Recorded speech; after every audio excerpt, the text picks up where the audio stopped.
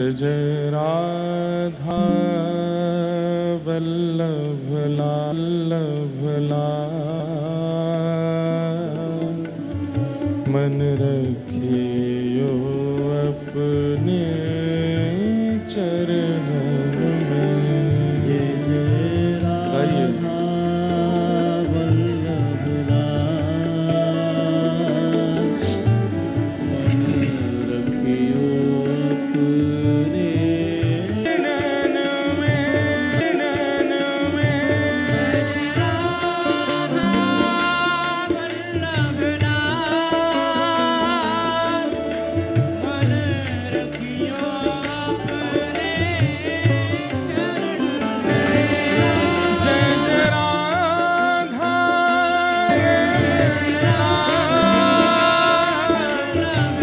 मन रखियो अपने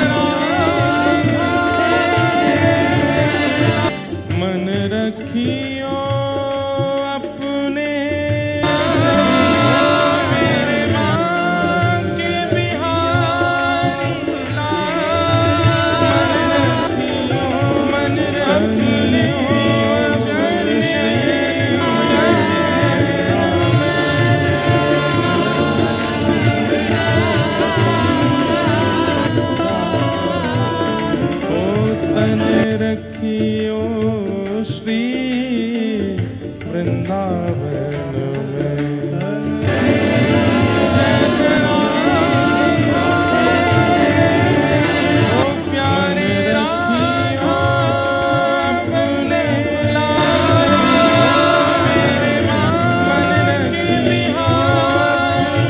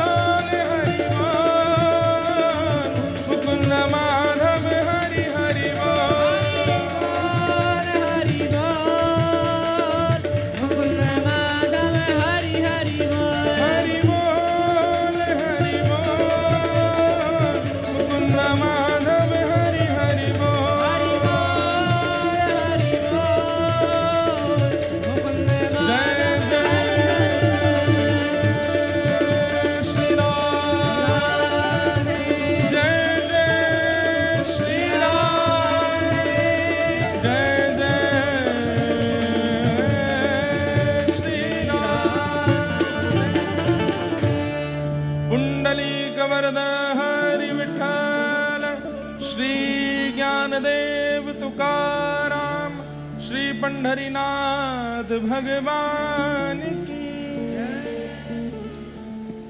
बोलो वृंदावन बिहारी लाल की, श्री राधा रमण लाल की, श्री राधा वल्लभ लाल की, सब संतन की, सब भक्तन की, सब विप्रन की, 84 को सूरज मंडल धाम की, गिरिराज धरण की, गोवर्धन नाथ की, श्याम सुंदर श्री यमुने महारानी की, जय जय श्री राधे। नमः पार्वती पतये हर हर महादेव। अयोलाल सबई छो झूले श्री वषण गोट की जय। परम मंगल में परात्पर अखिलेश्वर, अकारण करुणा वरुणालय, भक्तवान शाकल्पतरु, तड़ित विनिंदित पीताम्बरधारी श्री बालकृष्ण लाल की वांगमयी शब्दमयी प्रतिमूर्ति हम आप सबके मध्य में विराजमान श्रीमद् भागवत महापुराण को बारंबार प्रणाम। मंच पर विराजमान समस्त विप्रवृंद, उपस्थित समस्त गंधर्वजन, हमारे वसनशाह दरबार के वर्तमान विराजमान श्री कालीराम साईं जी एवं उनका समस्त परिवार परिकर एवं आप सभी श्रोता भाई बंधु मातृशक्ति बालक मित्र सखा सबको जय श्री कृष्ण, जय सिया राम, जय श्रीमन नारायण, जय जय श्री राधे।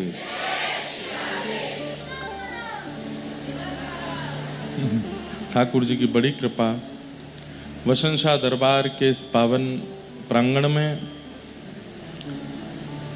मंगलमयी भागवत कथा का आज विश्राम दिवस यहाँ होने जा रहा है। मंच पर जो विराजमान ठाकुर जी हैं, आज उनकी वर्षगांठ भी है और उनका व्याहुला भी है। इसीलिए 2 दिन से ब्याह की चर्चा टल रही है, क्योंकि ठाकुर जी चाह रहे हैं कि तिथि पर ही हमारा ब्याहुला हो। तो आज प्रिया लाल जी का आज ब्याहुला उत्सव है और हम आप सब लोग इस मंगलमय उत्सव को विश्राम की ओर ले चल रहे हैं। संभवतः कई लोग रात्रि में सोए नहीं हैं, हमारे साईं भी नहीं सोए हैं। आप तो रात भर ही जागते हैं, सुबह तक आपका पूरा दरबार का क्रम चलता है और फिर उसके बाद आज की कथा भी सुबह ही हो रही है। लगभग हमारा सब जगह ऐसा क्रम बन गया है कि अंतिम दिन हमको कथा सुबह करनी ही पड़ती है। क्यों? क्योंकि उसी दिन कहीं ना कहीं पहुंचना होता है। तो लगभग भी नहीं कहेंगे, सारी ही कथाओं का क्रम ये बन ही गया है कि अंतिम दिन की कथा सुबह होती है। बाकी का परिकर अपने घर जाता है, हम कहीं और निकल जाते हैं। हमारा घर जाना नसीब में है नहीं, हम तो सेवा में ही लगे हैं। तो आज भी यहाँ से विश्राम करके कोटा पहुँचना है। पूज्य गुरुदेव भगवान की वहाँ कथा चल रही है, पिताजी महाराज की। अब हम संतों की आज्ञा मानते हैं, आचार्यों की। हमारे पिताजी बहुत कम आज्ञा देते हैं हमको, बहुत कम, कुछ कहते ही नहीं। वो जानते हैं कि लाला व्यस्त रहता है, लेकिन उनकी आज्ञा हुई कि कोटा आना है। और फिर जो कथा करा रहे हैं वो भी, उनका भी बहुत भाव था, महाराज जी आपको कैसे भी पहुंचना है। तो हम पर और कोई रास्ता था नहीं, इसलिए फिर थोड़ा सबको कष्ट तो हुआ सुबह के क्रम को करने में, लेकिन हमको निकलना पड़ेगा। वहाँ पहुँचेंगे, वहाँ से सीधे फिर पहले अहमदाबाद जाएंगे। अहमदाबाद में कुछ कार्यक्रम है वो करेंगे, वहाँ से फिर बेंगलोर जाएंगे। फिर बेंगलोर से तिरुपति जाते हुए घर जाएंगे और फिर घर पहुंच कर के अधिक मास का प्रारंभ करा के मुक्तिनाथ जाएंगे। तो हमारा तो जीवन, देह, शरीर, आत्मा सब सेवा में लगी है। उल्लासनगर वालों से बहुत प्रेम मानते हैं, वसंत शाह दरबार के सब हमारे प्रियजन हैं, पर हमारे बाकी लोग भी प्रियजन हैं, हमको उनका भी ध्यान रखना पड़ता है। यहाँ के लोगों के लिए हम प्रेम भाव से सब करने को तैयार हैं, पर उनका भी प्रेम है, वो भी जान वार रहे हैं, तो हम भी क्यों ना थोड़ा समय उनको दे दें। बस इसलिए ये क्रम ऐसे बनाया। बाकी उल्लासनगर के इतिहास में पहली बार सुबह कथा हो रही होगी, आधा उल्लासनगर तो सो रहा है और बाकी को हमने यहाँ बुला लिया है। रात के राजा हैं सब उल्लासनगर में, रात को ही जगते हैं, लेकिन खूब आनंद से आप लोग पधारे। स्वास्थ्य कल बिल्कुल अनुकूल नहीं था हमारा, लेकिन हमको पता नहीं क्यों ठाकुर जी ने ऐसा बना दिया है कि हमको स्वास्थ्य अनुकूल, जैसे कोई व्यक्ति अगर स्वास्थ्य से ठीक ना हो तो उसका पता चल जाता है कि स्वास्थ्य से ठीक नहीं है, पर पता नहीं, हमारा पता नहीं लगता लोगों को कि हम ठीक नहीं हैं, फिर भी लोग मिलते रहेंगे, जुलते रहेंगे, बैठ जाओ खींच के। उस समय मेरा मन होता है भाई मुझे कोई सुलाया हो या मेरे को कोई औषधि दे दो, पर ये आपके संग नहीं, ये कहीं भी हमारे परिवार के लोगों को भी नहीं पता लगता कि मैं कहता हूं मैं बीमार हूं। अच्छा लग तो नहीं रहा? अरे तो भाई नहीं लग रहा तो मैं कैसे बताऊं। कल 2 बार ऐसी स्थिति बनी कि चक्कर खा के हम गिर जाएंगे, लेकिन सामने आने वाले जो थे, अब कल जब यहां से गया मैं तो जहां हम रुके हैं वहीं कम से कम नहीं तो 50-60 लोग खड़े थे। उनको देख के सच में रोना आ रहा था मुझे कि मुझ पर थोड़ी दया कर दो, मैं थोड़ा सा आराम कर लूं। लेकिन पता नहीं चलता शायद हमारे रूप स्वरूप से कि शायद ये बेचारे आराम मांग रहे होंगे। कई लोग कह देते हैं आज बहुत थके थके लग रहे हो, तो मेरा मन करता है तेरी बलैया लूं भैया। दंडवती लगाई थी हमने गिरिराज जी की, तो दंडवती के बाद घुटने छिल गए, ये सब छिल गए थे, छाती छिल गई थी, नाक भी छिल गई थी, बार बार ऐसे रखते हैं। तो उस समय बहुत मांसपेशियों में दर्द, घर के किसी ने कहा कि मालिश करवा लो। हमने कहा मैं ठीक हो जाऊंगा ना उससे? बोले हाँ हो जाओगे। मालिश करवाने के बाद तो भैया 1 महीना में रोता ही रहा। उसके बाद पता नहीं कुछ और मुझे ऐसा हो गया कि मैं बहुत परेशान हो गया। तो मैं थक जाता हूँ, बीमार होता हूँ, लेकिन उससे निकलना कैसे है, नींद के अलावा मुझे कोई और दूसरा रास्ता नहीं पता, और नींद आती होती नहीं पूरी। तो ये सब चीज चलती हैं, पर इन सब के मध्य में सेवा चलती रहे, ठाकुर जी की कथा करते रहें, हम आपके बीच आते रहें, आप हमें सुनते रहो।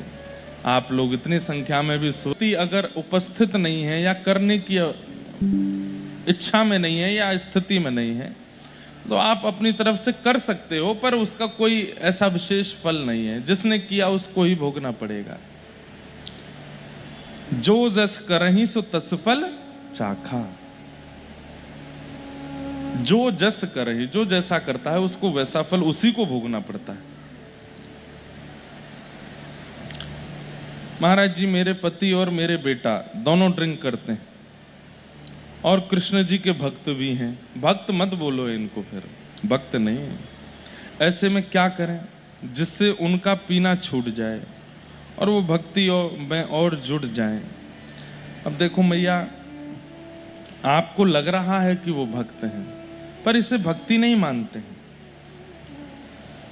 कोई व्यक्ति आपसे कहे कि मैं बहुत प्रेम करता हूं आपसे, लेकिन आप उसको कह दो अच्छा हमको ये चीज प्रिय नहीं है, तो प्रेम में अत्यंत प्रिय वस्तु भी त्याग दी जाती है प्रेमी के लिए। अगर पत्नी को नीला कपड़ा पसंद नहीं है तो पति ब्याह के बाद नीला पहनना बंद कर देता है। पति को ये पसंद नहीं कि तुम रसोई में प्याज बनाओ तो पत्नी बनाती ही नहीं है, तभी तो प्रेम माना जाता है। अब पति मना कर रहा है कि तुम ऐसा मत खाया करो, तुम ऐसा मत पहना करो, तुम ये मत किया करो, मुझे अच्छा नहीं लगा। पत्नी जानबूझ के वही करे, अरे तो तुमको नहीं प्रिय, मुझको तो अच्छा लगता है। तो वहां पर केवल और केवल एडजस्टमेंट चल रहा है, प्रेम नहीं है। वहां पर केवल क्या बोलते हैं उसको, कॉम्प्रोमाइज कर रहे हैं दोनों, बस रह रहे हैं, पर उनका प्रेम नहीं है। तो ऐसे लोग जो हैं, आपको लग रहा है कि वो भक्त हैं, पर पी रहे हैं, खा रहे हैं और फिर मंदिर भी जा रहे हैं। ऐसों को देख के ठाकुर जी आंख बंद कर लेते हैं, और दूर ही रहो हमसे, आए ही क्यों हो, आना ही नहीं चाहिए था। तो बस उनके लिए अब आप क्या करो, ठाकुर जी से प्रार्थना करो, उनको समझाने का। अच्छा, सबसे बड़ी बात, पिता और पुत्र दोनों पीते हैं, साथ में ही पीते होंगे फिर तो। यहां हमारी स्थिति ऐसी है कि हम अपने पिताजी से आंख मिला के बात नहीं कर पाते, पिता पुत्र साथ में बैठ के पी रहे हैं। कितनी खतरनाक स्थिति आ गई है। माता जी घबराएं नहीं, ठाकुर जी से प्रार्थना करो, सब मंगलमय हो। ये पीने खाने वाले प्रश्न हमको उल्लासनगर बंबई में बहुत आते हैं। इतना व्यसन क्यों हो गया है लोगों में, हमें समझ नहीं आता, पर कोई बात नहीं, ठाकुर जी सब मंगलमय करेंगे। सबसे बड़ी बात है बंधुओं, अपने स्वभाव, विचार, व्यवहार, इनको बहुत सुधारो, और ये सुधरेंगे अन्न और जल से ही।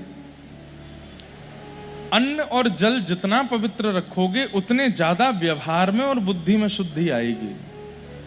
जितना अन्न बिगड़ेगा, आपको लगेगा कि अभी कुछ नहीं बिगड़ रहा है, लेकिन कुछ समय बाद, आपने कभी सुना कोई व्यक्ति बहुत सीधा था, बहुत बढ़िया था, लेकिन एक दिन उसने कुछ ऐसा कर दिया, सब हक्का बक्का रह गए, ये कैसे कर दिया इसने, हमने तो सोचा भी नहीं था कि इसके द्वारा ये हो जाएगा।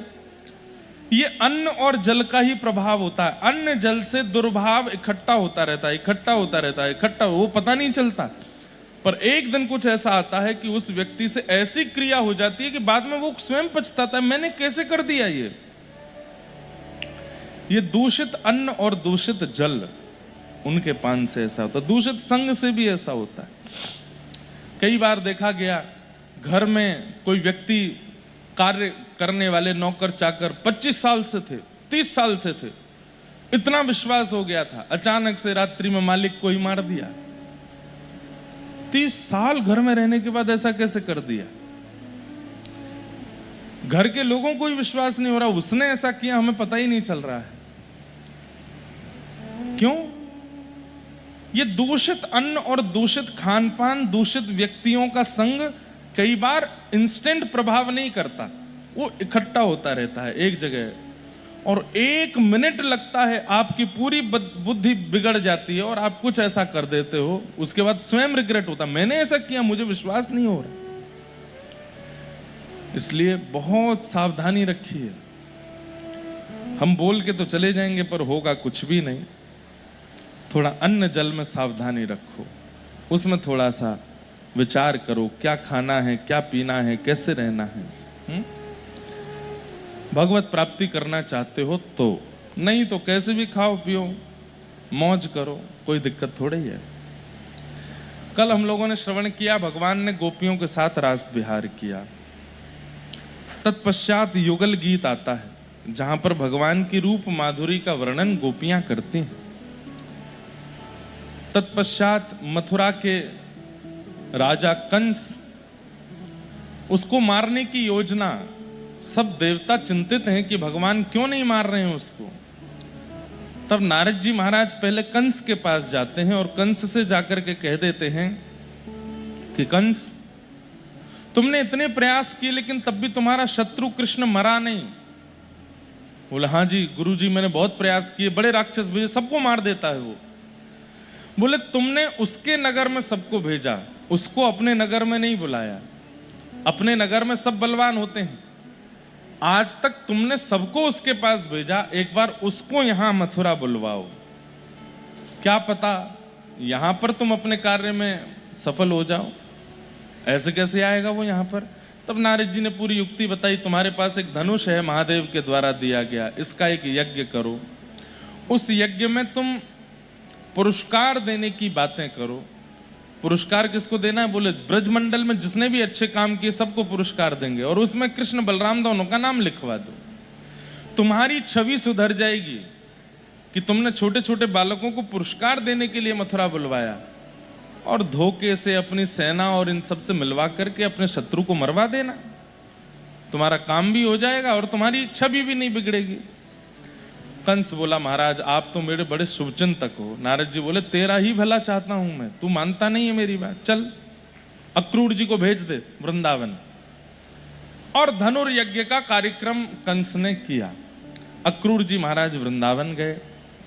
यहां नारद जी ने जाके भगवान को समझा दिया कि परसों अक्रूर जी आपको लेने आएंगे और आप ब्रजमंडल से जाके कंस को मारेंगे। भगवान बोलेंगे, बड़े चतुर हो, वहां हमारी फील्डिंग लगवाए आए हो और यहां हमसे ही बोल्ड करवा रहे हो सीधा।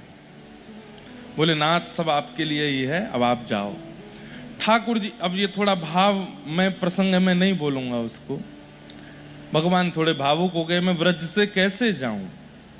नारद जी बोले, नाथ जाना तो पड़ेगा, आगे की कई लीलाएं आपको करनी है। आप परमात्मा हो, आप ईश्वर हो, आपको करना पड़ेगा। अक्रूर जी आए और ठाकुर जी को लेकर के मथुरा चले गए। मथुरा जाकर के भगवान ने कुबलिया पीड़ हाथी का उद्धार किया, माली का उद्धार किया, धोबी का उद्धार किया, कईयों के ठाकुर जी ने उद्धार किए। और करते हुए ठाकुर जी जैसे ही रणभूमि में प्रवेश करने लगे, आहा, सुखदेव जी वर्णन करते हैं भगवान की छवि का। अब यहां से भगवान का प्रभाव शुरू हो जाएगा, स्वभाव खत्म हो जाता है। मथुरा आते ही ठाकुर जी का प्रभाव दिखेगा। मल्लानाम मशनिर्णिनाम नरवर स्त्रीणाम स्मरो मूर्तिमान, गोपानाम स्वजनो सताम क्षितिभुजाम शास्त्रा सुपित्रो शिशु, मृत्युर्भोजपतिर्विराट विदुषाम तत्वं परम योगिनाम, वृष्णीनां परदेवतेत विदितो रंगम गतः साग्रज। अपने अग्रज भ्राता के साथ ठाकुर जी रणभूमि में प्रवेश कर रहे हैं और सबको अलग अलग दिख रहे हैं, एक को भी एक जैसे नहीं दिख रहे। बोले कैसे दिख रहे हैं? बोले मल्लानाम मशनिर्णिनाम नरवर, बड़े बड़े योद्धा, बड़े बड़े पराक्रमियों को ठाकुर जी पराक्रमी की तरह दिख रहे हैं। स्त्रीणाम स्मरो मूर्तिमान, स्त्रियों को ठाकुर जी अपने पति के रूप में दिख रहे हैं। गोपानाम स्वजनो सताम क्षितिभुजाम, गोप ग्वालों को ठाकुर जी अपने सखा के रूप में दिख रहे हैं। बड़े बुजुर्गों को ठाकुर जी अपने नाती पोते के रूप में दिख रहे हैं। सबको ठाकुर जी अलग अलग रूप में दिख रहे हैं, पर 50 सिद्धि ऊपर बैठे हुए महाराज कंस को अपनी मृत्यु के रूप में दिख रहे हैं। मेरी मौत आ गई। इतने सुंदर ठाकुर जी हैं, फिर भी कंस घबरा रहा है। क्यों डर रहा है? क्योंकि चित्त में ये यथामाम प्रपद्यन्ते ताम तथैव भजाम में, हम भगवान गीता में कहते हैं, मेरी जो जैसी आराधना करता है मैं उसको वैसा ही दिखने लगता हूं। कंस ने आज तक मृत्यु अपना शत्रु ही माना है कृष्ण को, तो उसको भय ही लग रहा है ठाकुर जी को देख के। आपकी जैसी भावना वैसे ठाकुर जी हो जाते हैं। भगवान सब मल्लों के साथ युद्ध करते हुए उसके सिंहासन के पास पहुंच गए। कंस बोला, मंत्री, महामंत्री, सेनापति कहां है सब लोग? भगवान बोले, सब गए। बोले कहां गए? बोले जहां तुझे दाना है।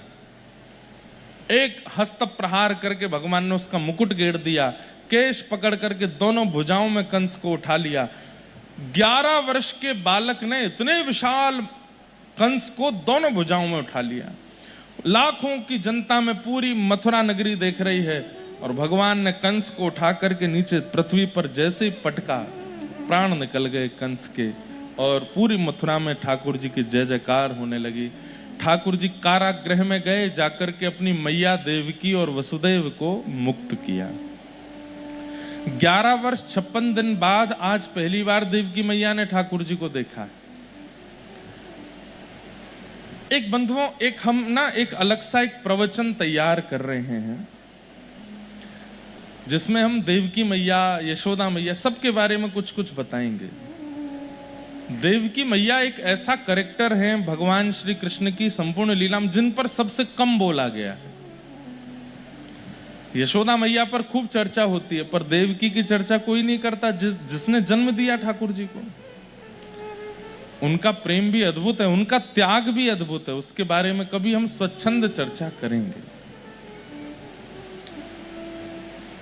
अभी यशोदा मैया पर भी आपने परिपूर्ण चर्चा नहीं सुनी है, अद्भुत है।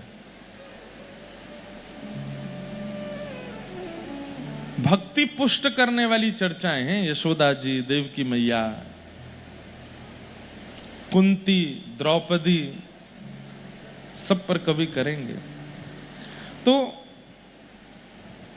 भगवान ने अपने नाना उग्रसेन को राजा बनाया मथुरा का, और उनको राज पदवी दे, कंस के पिताजी को, उनको राज पदवी पर बिठा करके भगवान ने पिता वसुदेव जी से आज्ञा ली कि पिताजी अब मुझे विद्यालय भेज दो पढ़ने के लिए।